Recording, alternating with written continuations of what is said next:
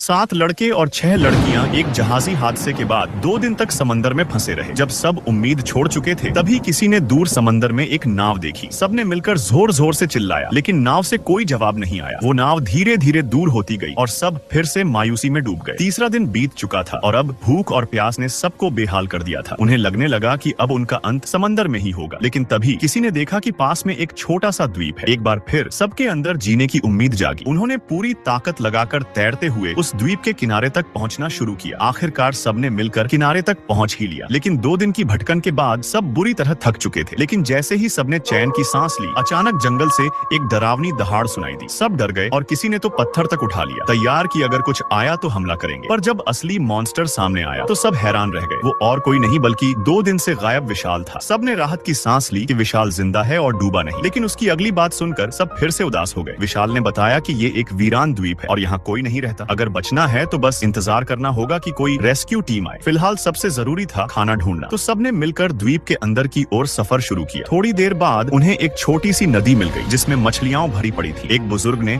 अपनी ऐनक से धूप की मदद से आग जलाई और आखिरकार सबने भरपेट खाना खाया। इसके बाद उन्होंने बीच पर लकड़ियां जलाकर धुआं करने की कोशिश की ताकि कोई गुजरती नाव देख सके। लेकिन बुजुर्ग रमेश को लगा ये सब बेकार है, क्योंकि वो जानता था कि ये द्वीप किसी शिपिंग रूट पर नहीं है। लेकिन उसने ये सच्चाई सबको बताना ठीक नहीं समझा। अगले दिन जोरदार बारिश हुई और सब पूरी तरह भीग गए। रमेश ने सुझाव दिया कि जंगल में कोई शेल्टर ढूंढते हैं, लेकिन कुछ लोग बीच छोड़ना नहीं चाहते थे। वसीम ने बादलों को देखकर अंदाजा लगाया कि बारिश पूरे दिन चलेगी। मजबूर होकर सब जंगल की ओर निकल पड़े। जंगल में उन्हें एक पुराना टूटा फूटा झोपड़ी नुमा घर मिला जो शायद सालों से खाली पड़ा था। लेकिन किसी को उम्मीद नहीं थी कि वहाँ एक अलमारी में ढेर सारे कैंड फूड रखे होंगे। सबने चैन की सांस ली। रात को जब सब सो रहे थे तो अर्जुन चुपचाप एक डायरी लेकर बाहर निकल गया। उसने झोपड़ी की अलमारी में से एक पुराना नक्शा निकाला और छत पर चढ़कर चारों तरफ देखा। उसे दूर पहाड़ पर कुछ पत्थर दिखे जो नक्शे से मिलते जुलते थे। वो तुरंत उस पहाड़ की ओर निकल पड़ा। लेकिन जैसे ही वो पहाड़ के नीचे पहुंचा, उसे लगा कोई उसका पीछा कर रहा है। जब बाकी लोगों ने देखा कि अर्जुन नहीं है, तो वो लोग उसके पैरों के निशान फॉलो करते हुए वहां पहुंचे और अर्जुन को बेहोश पाया। लेकिन उसकी डायरी गायब थी। अब सब समझ गए कि इस द्वीप पर और भी कोई है। फिर भी सबसे पहले उन्हें पेट भरना जरूरी था। खाना खाकर उन्होंने काम बांट लिए। कुछ लोग झोपड़ी की मरम्मत करने लगे तो कुछ बाकी कामों में लग गए। लेकिन जब रमेश लकड़ियां काटने गया तो एक परछाई उसकी ओर तेजी से बढ़ी। जब लोग अगली सुबह पहुंचे तो रमेश वहां नहीं था। उधर अर्जुन जब अकेला था तो उसे एक पेड़ कुछ जाना पहचाना लगा। उसने